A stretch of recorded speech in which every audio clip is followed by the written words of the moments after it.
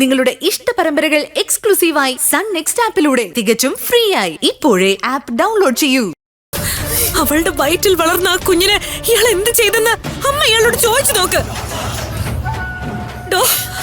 അല്പം പോലും മനുഷ്യപ്പറ്റില്ലാത്ത ഈ നരാധമൻ ഇനി ജീവിക്കണ്ട. ഇനി ഇയാൾ ആരെയും നോവിക്കരുത്. എന്റെ മകളെന്നല്ല, ഒരു സ്ത്രീയുടെ നേർക്കും ഇയാള് കൈ പൊക്കരുത്. ഒരമ്മയായി ഞാൻ പറയുന്നു, ഇയാൾ എന്റെ മകളെ തുടരുത്. അതിന് ഇയാൾ ഇല്ലാതായേ പറ്റൂ. ദേ, 3 തലമുറയായ ഇയാളുടെ പക ഇനി വേണ്ട. ഇനി ഇയാള് വേണ്ട. അജുവേട്ടാ,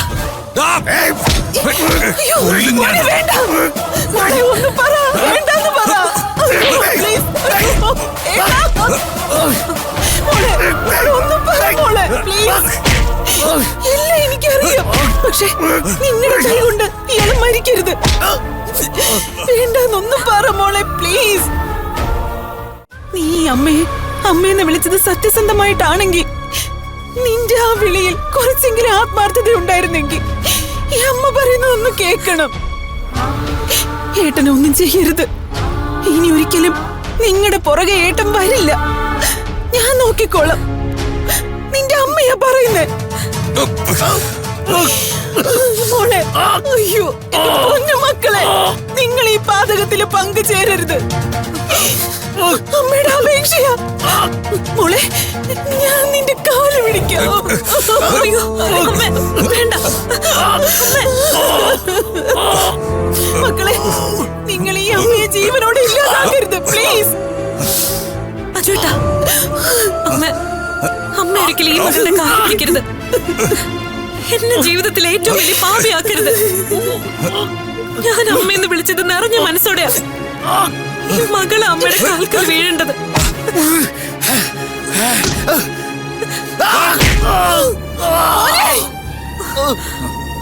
പ്രതികാരം, അക്രമമൊന്നും ഒന്നിനൊരു പരിഹാരമല്ല.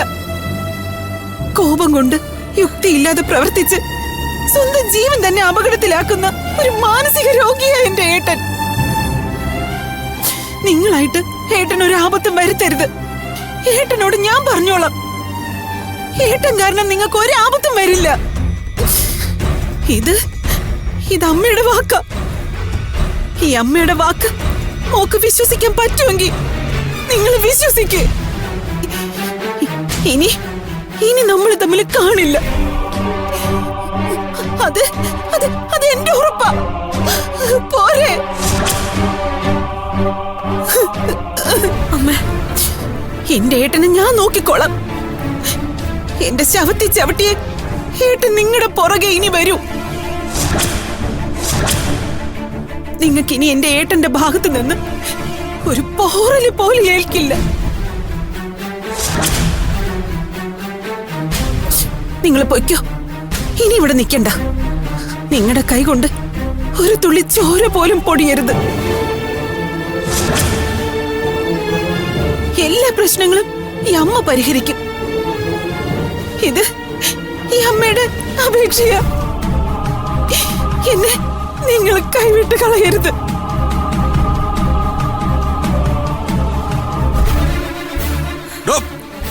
ഈ അമ്മയുടെ കൂടപ്പുറപ്പായിട്ട് താൻ എങ്ങനെ ഒന്ന് പറഞ്ഞോ? തനിക്ക് വേണ്ടി ഇവർ ജീവിക്കുന്നത്. നാണമില്ലോടോ തനിക്ക്? എടോ, അവരിങ്ങനെ കൈകൂപ്പി നിൽക്കുന്നത് കാണുമ്പോ തനിക്ക് ചിരിക്കാം അല്ലേ? താൻ ചിരിക്കണോ? മനസ്സ് നിറഞ്ഞു ചിരിക്ക. ഈ ഭ്രാന്തിന് ഒരു അവസാനം ഉണ്ടാവട്ടെ.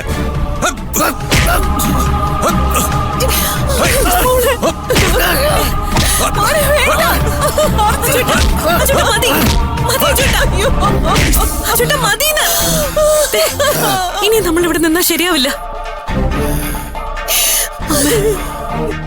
അമ്മ ഞങ്ങളെ ഒന്നും വിട്ടുപോകരുത്. ഞങ്ങളെ കാണാതിരിക്കുകയും ചെയ്യരുത്. അമ്മയ്ക്ക് ഞങ്ങളിൽ വിശ്വാസം ഉണ്ടെങ്കിൽ എവിടെയായാലും ഒരു ഫോൺ കോൾ മതി. റാണിമോള് വന്നില്ലെങ്കിലും അമ്മയ്ക്ക് പൂജമോളുണ്ടാവും, അതുറപ്പ്. റാണിയെ പോലും ഇയാള് ചിലപ്പോ അപായപ്പെടുത്തിയിട്ടുണ്ടാവും.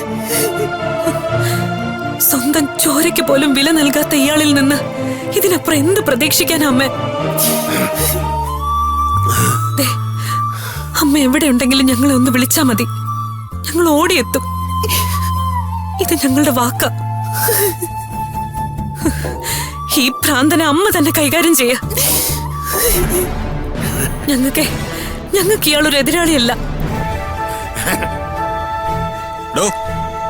മുറിച്ചിട്ടാൽ മുറി കൂടുന്ന ആളല്ലേ താൻ? തനിക്ക് ആയുസ്സും ആരോഗ്യവും ദൈവം തന്ന താൻ പഴയ കണക്കുമായിട്ട് ഇനിയും വന്നാൽ കൊന്നുകളയും ഞാൻ. അതിനൊരു മാറ്റം ഉണ്ടാവില്ല, ഒരു മാറ്റവും.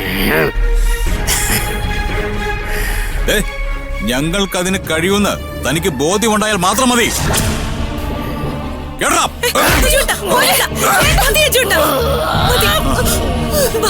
മതി, നമുക്ക് പോവാം. മോളെ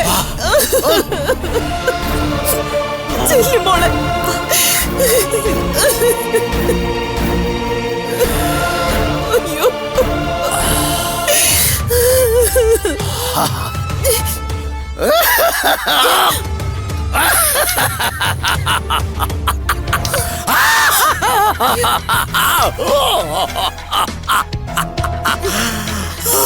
ഈ ബാക്കിയുള്ളത് എന്താ?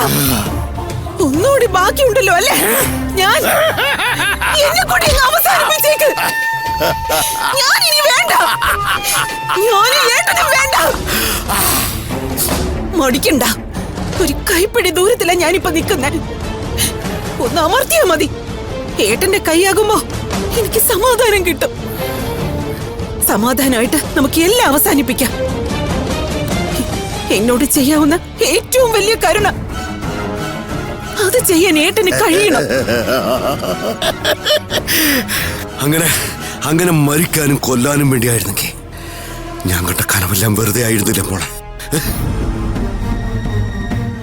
നമ്മളല്ല മരിക്കേണ്ടത് അവരാ. അവരെന്നെ കൊല്ലില്ലെന്ന് എനിക്കറിയായിരുന്നു. അതിനവരുടെ കൈ വറയ്ക്കും. ദൈവം അതിനനുവദിക്കില്ല. കാരണം ദൈവത്തിന്റെ കയ്യൊപ്പുമായിട്ടാ ഞാൻ ഈ ഭൂമിയിലുള്ളത്. നിങ്ങൾ ആരെയും കൊല്ലില്ലെന്ന് എനിക്കറിയാം. നിങ്ങൾക്ക് എല്ലാവരും ജീവനോടെ ദഹിക്കണം, അത് നിങ്ങളുടെ ഉദ്ദേശം. പക്ഷേ ഇനി ഈ പെങ്ങൾ അതിനില്ല. നിങ്ങൾ എന്നെ കൊന്നില്ലെങ്കിൽ ഞാൻ സ്വയം ഇല്ലാതാവും, നിങ്ങളുടെ മുൻപിൽ തന്നെ. എന്റെ പൊന്നുമോളെ, അങ്ങനെ നിനക്ക് മരിക്കാൻ കഴിയില്ല. നീ മരിച്ച നിന്റെ മകളും കുഞ്ഞും അനാഥരാവില്ലേ? എന്താ? എന്റെ റാണി മോള് ജീവിച്ചിരിപ്പുണ്ടോ?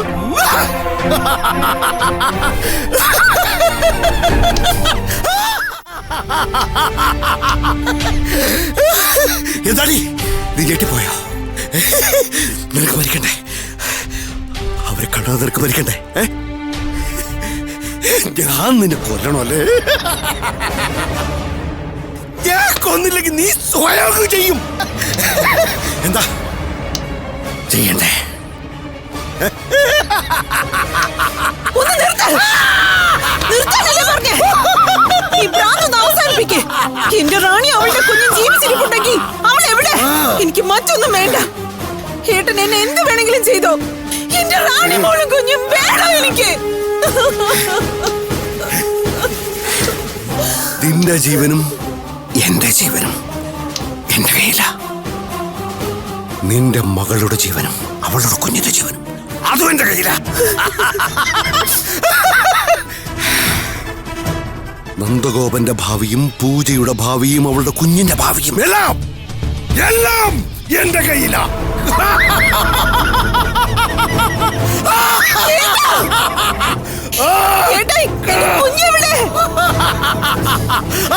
എന്റെ രക്തത്തിൽ പിറന്ന എന്റെ കുഞ്ഞുങ്ങൾ എവിടെയെന്നാ ഞാൻ ചോദിച്ചത്.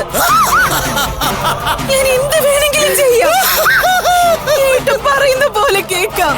നന്ദഗോപനെ കൊല്ലണോ, പൂജയെ കൊല്ലണോ, അർച്ചനെ കൊല്ലണോ, ഞാൻ ചെയ്യാം.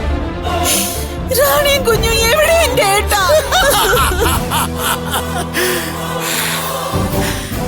അങ്ങനെ വഴിക്കുവാ. നിനക്ക് പോലും എന്നെ കൊല്ലാൻ കഴിയില്ല. കാരണം എന്നോട് കൂടി മണ്ണടിയുന്ന മറ്റൊരു രഹസ്യം കൂടിയുണ്ട്. ലോകത്തിൽ വേറെ ആർക്കും അറിയാത്ത വേറൊരു രഹസ്യം. അതിന് ഞാൻ ജീവനോടെ ഉണ്ടാവണം. ഏട്ടാ, എന്നോട് പറ ഏട്ടാ. എന്താ സംഭവിച്ച? എന്നാ കേട്ടോ, നന്ദഗോപനും കുടുംബവും ഈ ജന്മം തീർത്താൽ തീരാത്ത കടവുമായിട്ടാ ജീവിക്കുന്നത്. അവർക്കതിൽ നിന്ന് മോചനമില്ല. ആജീവനാന്ത ശിക്ഷയാ ഞാൻ അവർക്ക് കൊടുത്തിരിക്കുന്നത്.